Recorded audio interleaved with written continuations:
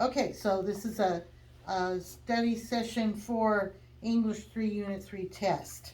The first thing on the test will be matching descriptions to the terms. The terms are on the left, or the right, your right, and the descriptions are on the left. Okay, so the first, um, we're going to match it according to what is on the right. Okay, no, let's not do that. Let's match it according to the description. Okay, so an adjective modifier, usually a phrase or clause, lacking a clear connection to the element it is intended to modify. I want you to underline often the element is not present in the sentence, because it could be confusing here which one. It could be, you could think, oh, this could be two different answers, but this one is often the element is not present in the sentence because it is a dangling modifier. Okay, so remember, your dangling modifier is going to be a phrase or a clause that's modifying something, but there's nothing there that's modifying, so it's dangling, just hanging out there. Okay, all right, so the first one is dangling modifier. The second one, a pronoun whose antecedent is non-specific. The answer to this one would be indefinite pronoun.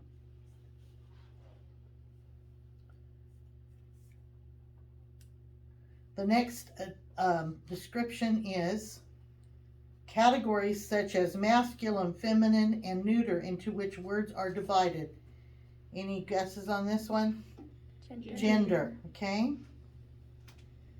The next one of a class of pronouns used to stand for nouns representing first, second, and third person. I gave you a paper on them this morning. These are personal pronouns. They're used to stand for nouns representing first, second, third person. Your he, she, it, they. And just a note on your cases. I don't know. This is a trick I use. It may not work for you, but nominative cases are your he, she, it, they. Okay, but your objective, a lot of those words have m's. Him, them.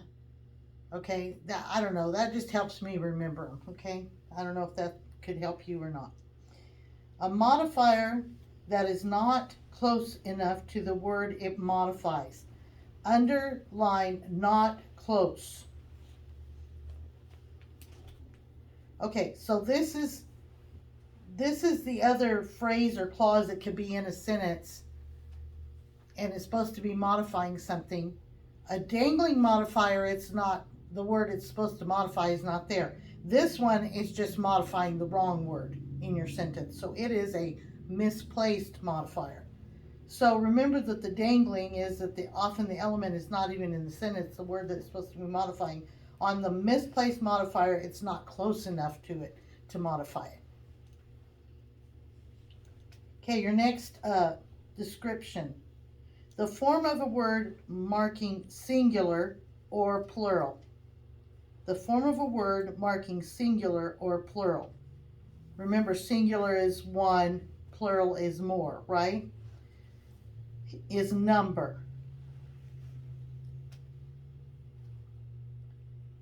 Your next description is a self pronoun. You know, itself, themselves, which serves to emphasize a preceding noun, is an intensive pronoun. Okay, an intensive pronoun emphasizes, like, they themselves went to the store, or he himself went to the store.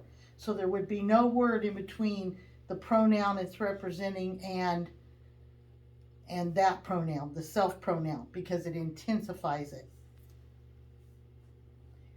Your next description is a pronoun communicating mutual relationship or responsibility. That is a reciprocal pronoun. I'm not even sure, besides this question, that you'll be using that kind of pronoun in your test still. Next one, a modifying clause whose subject and or verb is implied, and that is your elliptical clause. Okay, it like has a word left out. A lot of times it uses than or as in the sentence.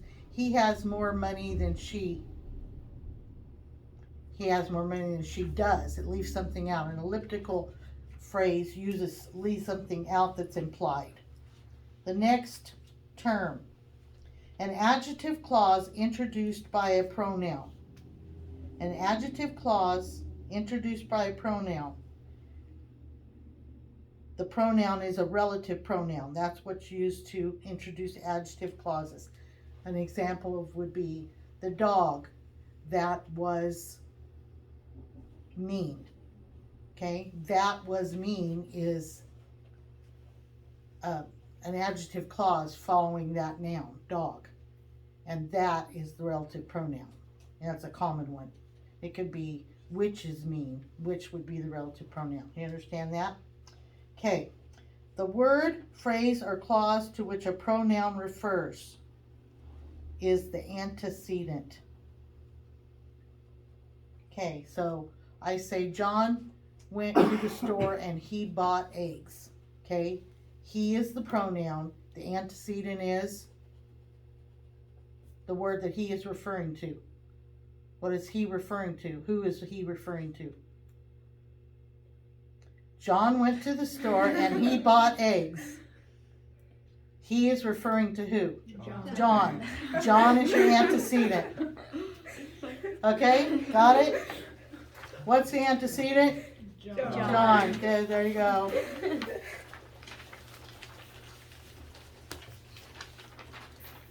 Okay, so this next page,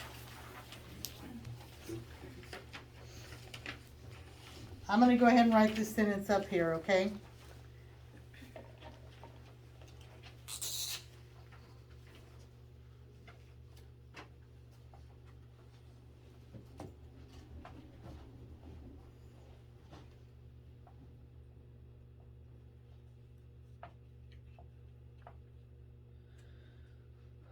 Don't anybody refer me to Sister Rosemary for my writing. Not very good today. Okay. All right. So, question one. Okay. That's ugly. Not as ugly as Aaron's papers, but it's ugly. Okay, so has anyone seen the car keys? Okay, you have to decide the noun function and the pronoun class. Well, first of all, we got to find the pronoun they're talking about, right? What's the pronoun in this sentence? Anybody know? Identify the class and noun function of the pronoun. Okay, so what's the pronoun in this sentence? Indirect object, right? But what word is the pronoun here? Anyone. Anyone. There you go. Okay, we're gonna underline that. You don't have to do that on your test. I just wanted to make sure you knew what the pronoun was. Okay? Alright, so anyone. And we gotta decide what the function is. Okay, now Layla said direct object. Okay? Calvin, you say no. Okay? Calvin's saying no because it's a question. Because it's a question, this verb is split, right? Has, seen. This is the subject. If I wasn't using this as a question, I would say anyone has seen. That makes anyone the subject. Okay? You have that? Calvin, were you best guessing subject? Yeah, because I've seen the answer on here. Okay. All right. Good job. That's observant. Okay. The pronoun class. The chart's right up there. What do you think on the pronoun class? Well, you already have the answer, right? Yep. Somebody tell me what it is. Indefinite. Indefinite. Okay. Anyone, someone, everyone, none. It's indefinite on who it's referring to. So, it's an indefinite pronoun and it is acting as the subject in the sentence. Everybody got that? Everybody understand that? Yes. All right. Okay, the next sentence. Longer. Okay, the spider's running into this one.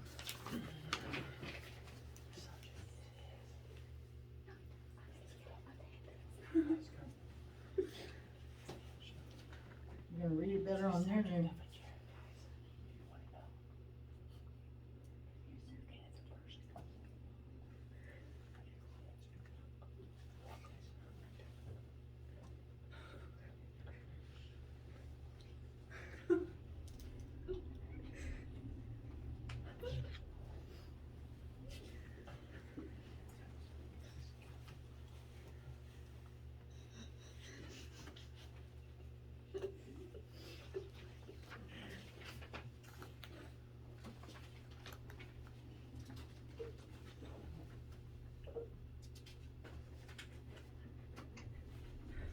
Okay. What is the pronoun? Is. Is? His. Oh. His. His is the pronoun. Is it Okay, so we've got to decide what it is functioning as. And I have down there SG. What does SG mean? Subject of gerund. Okay, so the gerund is Running. running. Remember, gerunds have ING. ing. And if they don't have a helping verb with them, then that's what they're functioning as a gerund, which is a noun. Okay, so this is functioning as a noun, and his is functioning as a subject of this gerund. And you always use a possessive case pronoun before a gerund when you're using a subject of a gerund. Okay, look at your possessive case pronouns on your chart. Okay? In other words, anytime you're putting it in front of an ing form that's a gerund, then you would use the possessive case. All right? Everybody got that? Did you write it down? Make a little note by it. Always use a possessive case before a gerund.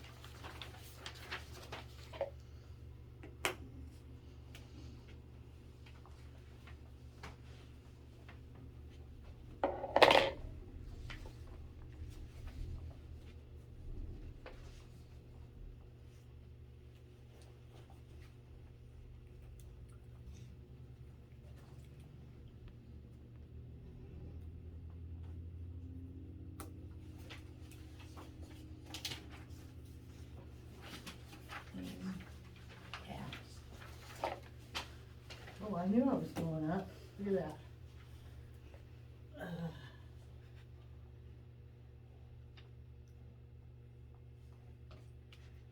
think this has a question mark.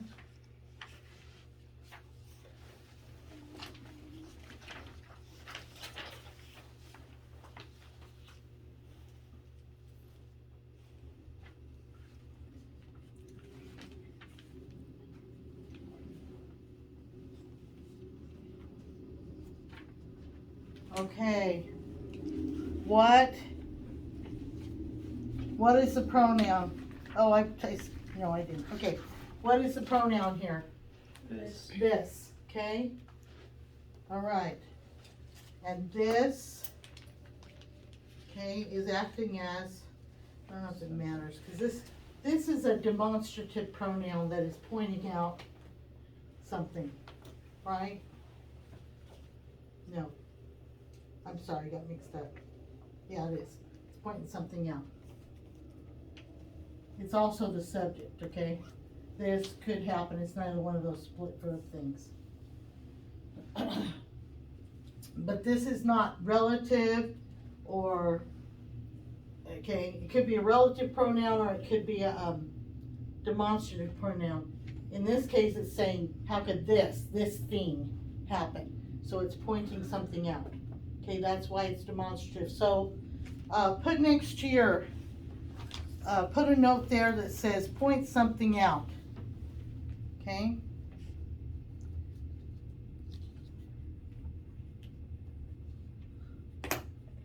Okay, you guys ready? You are, because you have the paper, so. I'm writing these sentences out because I'm doing it on the videos. All right.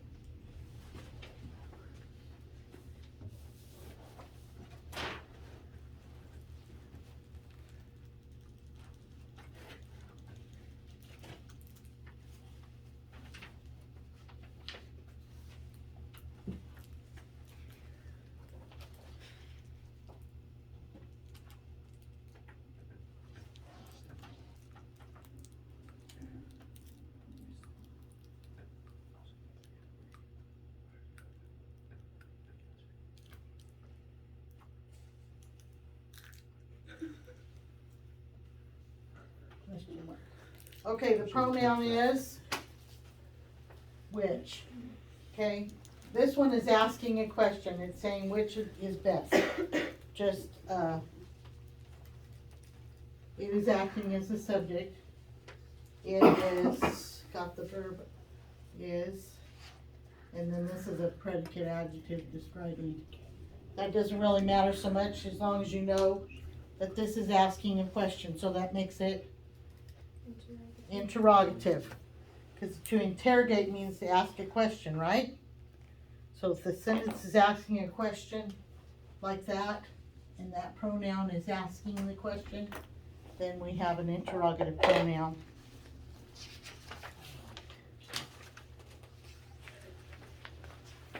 Oh, 2 more sentences, okay.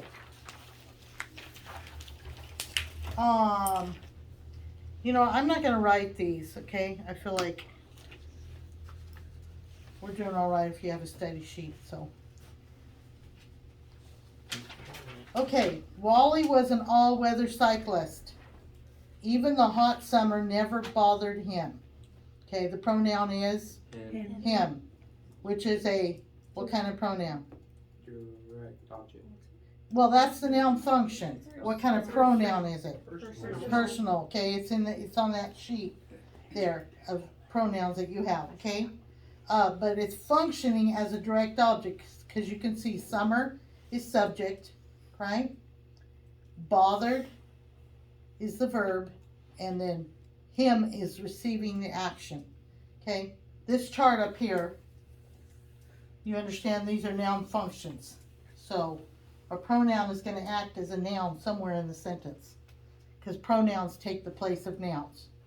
So it has a noun function. Okay, so you have the, and I just wanted to point out that it's objective case. I want you to understand that nominative case, look at your pronoun chart. Nominative case act as subjects in a sentence, and they can act like predicate nouns coming after a linking verb and renaming the subject. Okay, that's what nominative case pronouns do. That's the only functions they can have. Subjects, predicate nominatives, and like an appositive, which we're going to have in a few minutes. Okay, because it's renaming that noun also, renaming that subject. Okay, so objective case pronouns are used as direct objects, objects of the preposition, and indirect objects. Okay, so objective with object.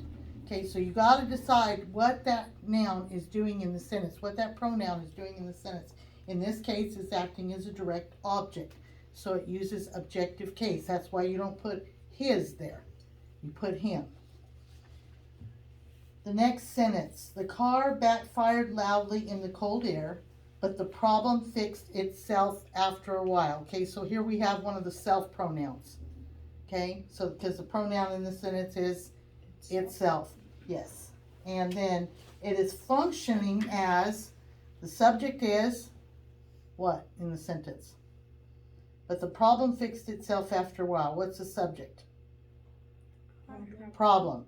Problem, verb, itself, fixed. I'm sorry. So problem fixed, and then itself, again, is a direct object because it receives the action from that verb. Okay? Problem fixed itself. So it's functioning as a direct object. Does everybody understand that? Because you guys were struggling to tell me what the subject was there. Were you looking at the other part of the sentence? Were you looking at the first part of the sentence and that's why you couldn't tell me what the subject was? I was looking at Yeah, it. okay, because it's got to be close to where the pronoun is there, okay? So we got the subject, verb fixed, and then the direct object receives that action. Does everybody understand that? Okay, so because there is a verb there in between the subject and it doesn't say problem itself was fixed. If it did, it would be intensive. But this one refers back to the noun because there's a verb between the subject and this pronoun. Is everybody understanding what I'm saying? That's what makes it reflexive. It reflects back on the noun instead of intensifying the noun. If it came right after the noun, it would intensify it and would be intensive. But it's coming after the verb and it's just reflecting back to the noun. That's what makes it reflexive. Got that? Okay, so I had a note here. Comes after the verb. You might want to write that. Reflexive comes after the verb.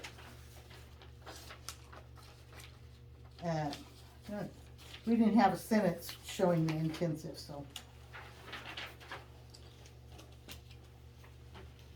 All right, and then we are gonna go to the next section.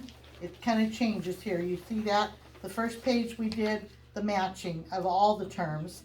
The next section we did determining noun function and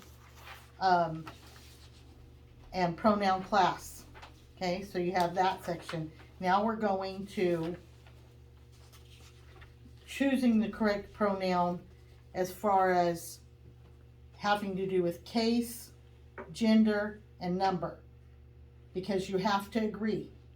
Okay, every pronoun has a antecedent, okay? So it has to agree with that antecedent in case, number, and gender. Okay, all right, so the museum director gave Rachel, Barry, and blank a tour of the antiquities section. Okay, the reason it is me and not I, which we always think if we have a group like that we use I, right? That's kind of what we've always thought in our head, but it depends on the noun function. So the director is the subject. Okay, so mark that. Just mark your sentence pattern on there. Put an S over subject director. Then verb over gave. Okay, so we've got the subject, the verb, and then Rachel, Barry, and this pronoun are the direct objects because they receive the action of gave. Okay, so because they are direct object, then you choose what case pronoun. It's a direct object.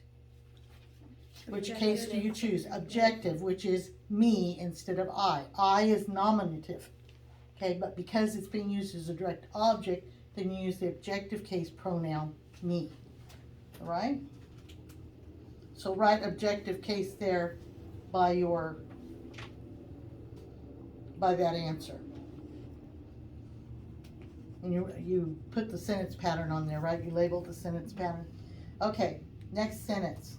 The staff threw a surprise party for us new employees. Okay, for us is something. What is it? A prepositional phrase. Okay, so us, or that pronoun that goes there, is the object of the preposition for, right? That's what a prepositional phrase is.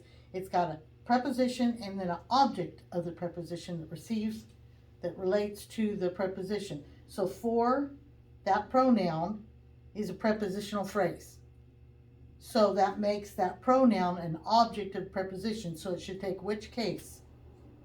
Object of the preposition should take which case? Objective case. Okay, does everybody understand that? So write objective case next to your sentence there. And put OP for object of the preposition above us. Okay, that's why you make an objective case. Okay, next sentence. Although Jill was the one who did not want to go on the tour, she had more fun than we who planned the trip. Okay? This is kind of an elliptical phrase at the end here, because if it said more fun than, notice that than we did. But did is not there. Okay, so I want you to put did at the end of your sentence in parentheses and label it verb. Okay, that lets you know that we is the subject of that phrase or clause. Okay, we did, right? So we is the subject. That's why you use which case for subjects? Nominative. Okay, nominative case for subjects. You got it? Okay, you got that all labeled? Did you label we subject? And did you put did there with the verb and then write in nominative case at the end of that sentence? So you know that that's why you use we instead of than us did, than us. Okay, because you might think, without that did there, you might think she had more fun than us, right? That's what kind of sounds good to our ears. But the reason it is we is because it's acting as the subject. We did, which is did they left out, because it's one of those elliptical phrases, clauses. Did everybody understand that? Or at least you wrote it down? Okay. The next sentence, the remaining contestants, you, Daniel, and she, will compete at 7 p.m. This one's been a hard one for kids on the test in the past because it just doesn't sound quite right to them. But contestants, label that with an S, it's your subject. Okay? And then you, Daniel, and she are positives for the noun contestants. Right? Okay, so put AP above those words. Okay, and there are positives for a subject. That's why you put nominative case, which nominative case is she. Objective case would be her, but it's nominative case because there are positives for that noun, for that subject noun. And subjects take nominative case, okay? All right. The next section is going to talk about whether it agrees, whether the pronoun reference agrees with its antecedent in agreement or reference, and if it doesn't, what's the problem, okay? All right, you got to identify what the problem is, whether it's reference or agreement, and then you got to fix the problem, right? Yes. Okay, so after Jeff talked to his brother about the project, he went home, okay? It's not disagreeing in case because he is the subject here, that clause. It's not disagreeing in gender because hopefully Jeff is a he. It's not disagreeing in number, okay?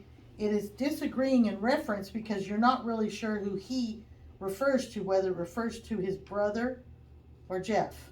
Okay, so the first thing you got to know there is it's a reference problem.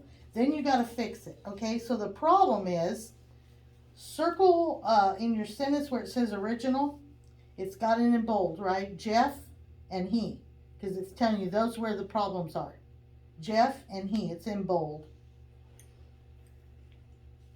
Okay, so we can fix it by saying Jeff went home after he talked to his brother about the project. Then it's clear that Jeff was the one who went home.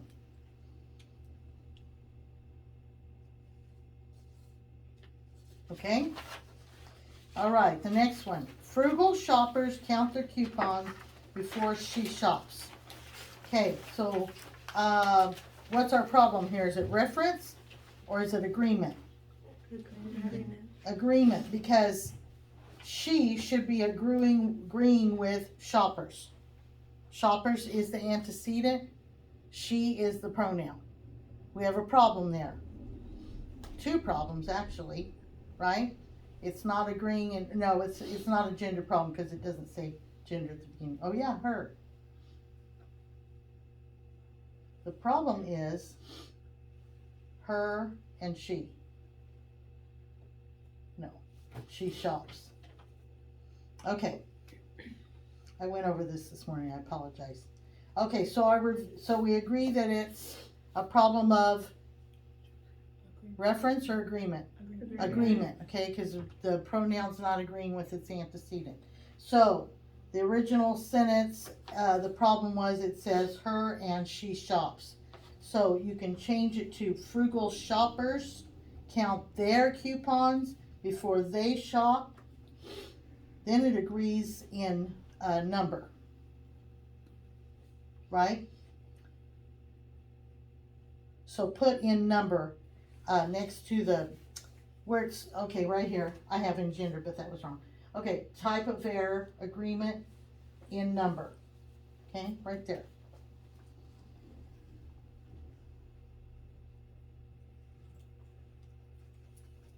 Now listen, you could change it to this, because instead of making them both plural, you could make it a frugal shopper counts his or her coupons before he or she shops. To me, that's cumbersome, right? So it's like, it's easier just to change them both to plural. So agreeing in number is making them both singular or both plural. Okay, I think your sheet will make that clear to you. The next one, the type of error, first of all. Their mess was left for one to clean up. Okay, so just a little bit down there, it shows you what the problems are in the sentence, right? In bold, their mess was left for one. So we again have a problem in what? Agreement or reference? Agreement. Agreement, because there is plural and one is singular. So the way to fix that, and write in number next to your type of error there. It's another number agreement problem. So the best thing for you to do is their mess was left for them to clean up. Okay, the next one. The crowd sat through 2 hours of rainy soccer. It ended in a tie. Now, what kind of problem do we have there? Is it a problem of agreement or a problem of reference? Reference. Reference, because it's not clear what it is referring to. So, write down what is it referring to and put it in quotation marks so that you have a explanation to yourself. The problem is it has no reference that it's referring to, or it's not close enough, or whatever it may be. The way to fix it is to give it a name, okay, which they did on here. The crowd sat through 2 hours of rainy soccer. The game ended in a tie. The match ended in a tie. You know, it could be several things. It doesn't have to be the game, but that is what their suggestion was. But anything that would refer to what it was.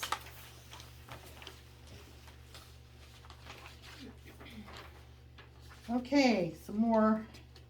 Looks like one more, right? 2 more maybe. Okay. All right. Neither his brothers nor Mr. Paulson remembered to purchase their hunting license. Now, you're saying, well, it says brothers, so, looks good to me, right? But the problem is, the rule is, when you're using neither nor, you agree with the closest noun. So we've got neither his brothers nor Mr. Paulson.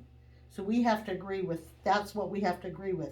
So because Mr. Paulson is closer to the pronoun, then we go with the singular. So this is an agreement problem in number again. And so we change their to his. And your rule right there is for that, so you don't have to write that in. But for compound antecedents, in other words, the brothers and Mr. Paulson, including both singular and plural nouns and pronouns joined by or, either or, nor, or neither nor, the pronoun agrees with the nearest antecedent. It could be also changed. You notice there it says both his brothers and Mr. Paulson agreed to purchase their hunting license. That's the original, right? Oh, if you use the word both, then you could have said there.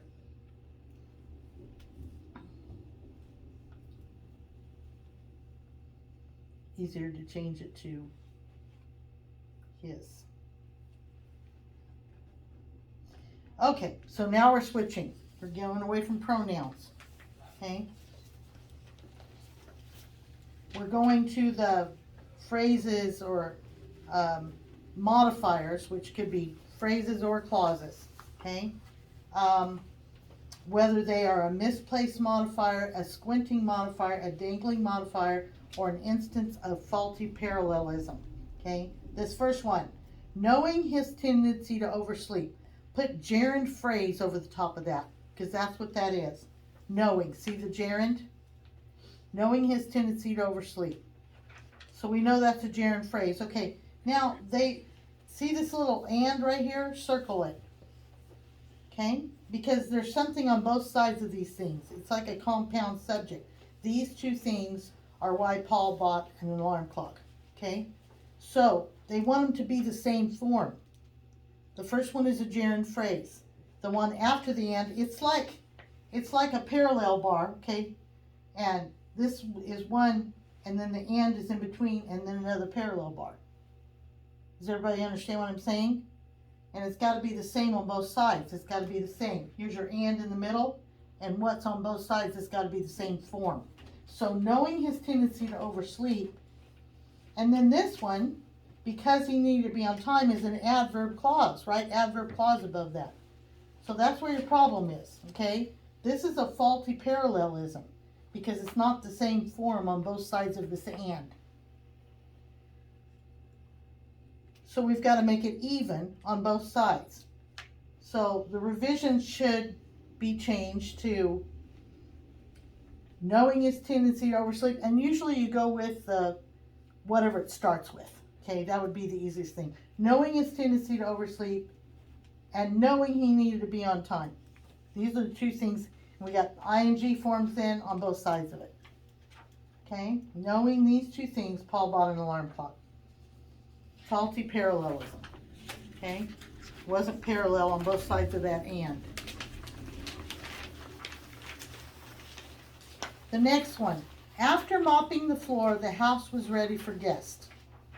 There's a problem here. Okay, right next to this, put who mopped the floor.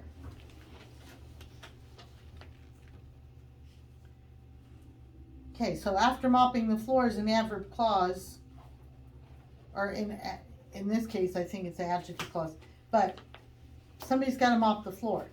So you got to put a person in there that mopped the floor. So here their revision said, after Tracy mopped the floor, the house was ready for guests. Obviously, it doesn't have to be Tracy that mopped the floor when you write your sentence. It can be the little brother or sister you don't like, that you want them to mop the floor, okay? Okay, it could be Calvin that mopped the floor, okay? Even better, it could be Aaron that mopped the floor. That's great. Okay, so, but it's got to have a subject, okay? Somebody's got to be mopping the floor, or else that clause is dangling. It's a dangling modifier. It has nothing that's modifying. And the reason it's dangling is because it's not modifying anything, so it's just hanging out there, okay?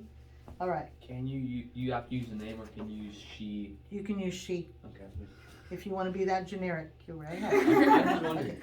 I'm just kidding. I'm really just teasing. Okay.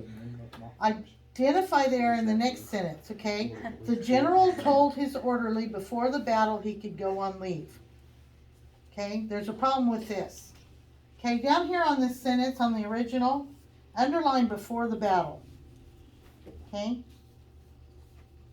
Put arrows going from it to told and to go on leave.